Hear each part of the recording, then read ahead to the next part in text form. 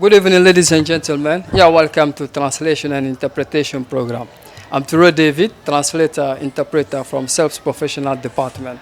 Today we are going to continue on the operations of translation as we have seen in the previous video. So first of all, we stated transposition. Transposition, which is a change of the grammatical form of the word from the source language to the target language. And then we have given some examples. Please kindly go back to the previous video to see the examples. And after the transposition, modulation. And the modulation is what? Modulation is a variation of the form of the message from the source language to the target language without changing the meaning. But this modulation can lead to a change of point of view or can lead to equivalent term in the target language. So, as an example, okay, let's come back to those examples stated in the previous video so that we can break it up a little bit, the explanation of some expressions of cause and consequence. For example, the first example is sang himself hoarse. You see, in English, we have expressed the cause before the consequence. And then in French, the translated sentence, they have expressed the consequence before the cause. Il s'est cassé la voix à trop chanter.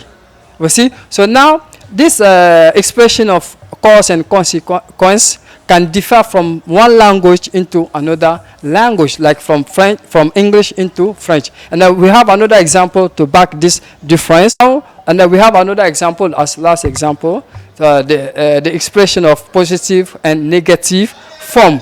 For example, when you say she is hard person to size up. Tu vois, elle n'est pas facile à saisir. Par exemple, en français, on n'a pas dit directement elle est difficile à saisir, mais on a dit elle n'est pas facile à saisir. Donc ça montre la forme, tu vois, en négatif ici de cette phrase au niveau de la langue d'arrivée.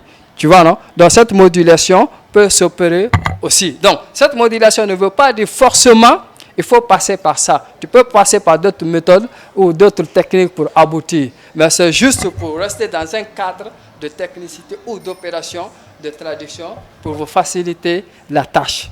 Maintenant, aujourd'hui, on va voir la suite des opérations de traduction. On a cité la transposition, on a cité la modulation. Bon, la modulation, c'est la variation du chemin emprunté, tu vois, non? Ou changement du chemin emprunté au niveau de la langue de départ à la langue d'arrivée, c'est-à-dire de la langue de départ à la langue d'arrivée. Donc, plus souvent, c'est utilisé, comme je l'ai dit, dans les métaphores, images et proverbes. Donc, on ne va pas essayer de revenir sur ça. Donc, après ça, on va essayer de voir aujourd'hui la suite, l'étoffement. Donc, la transposition, la modulation, l'étoffement. L'étoffement consiste à quoi? L'étoffement consiste à traduire un mot par plusieurs mots, de la langue de départ à la langue d'arrivée. On peut étoffer un verbe, on peut étoffer un adjectif, on peut étoffer un nom. Maintenant, l'étoffement intervient quand, par exemple, peut-être tu as du mal à trouver l'équivalent ou tu as du mal à exprimer l'idée parce que ce fait ou cette idée n'existe pas dans notre réalité. Ou bien tu n'arrives pas à retrouver l'équivalent exact. Donc, tu peux l'exprimer par beaucoup de mots. Si tu y es contraint, c'est-à-dire si tu es contraint de le faire, vous pouvez procéder à l'étoffement. Un exemple de l'étoffement du verbe, par exemple, quand tu dis I agree that they didn't really give any solution. Dans en français, je peux dire je suis d'accord pour dire qu'ils n'ont pas vraiment proposé de solution. Donc, vous avez vu comment on a étoffé ici le verbe to agree. Je ne suis pas d'accord pour dire et ainsi de suite. Maintenant, on peut étoffer aussi la proposition. Tu vois, c'est-à-dire de la langue de départ. La préposition. Par exemple, quand je dis he helped her with her bags. C'est-à-dire, il l'aida à porter ses bagages. Tu vois, à porter ses bagages. Donc, rien que par l'expression de la proposition au niveau de la langue de départ de 8, tu vois comment on a un peu développé. Donc, le dernier exemple de l'étoffement, c'est the next train to Accra. Tu vois, le prochain train à destination d'Accra. Donc, vous avez vu comment on a étoffé to Accra, the next train to Accra, le prochain train à destination d'Accra.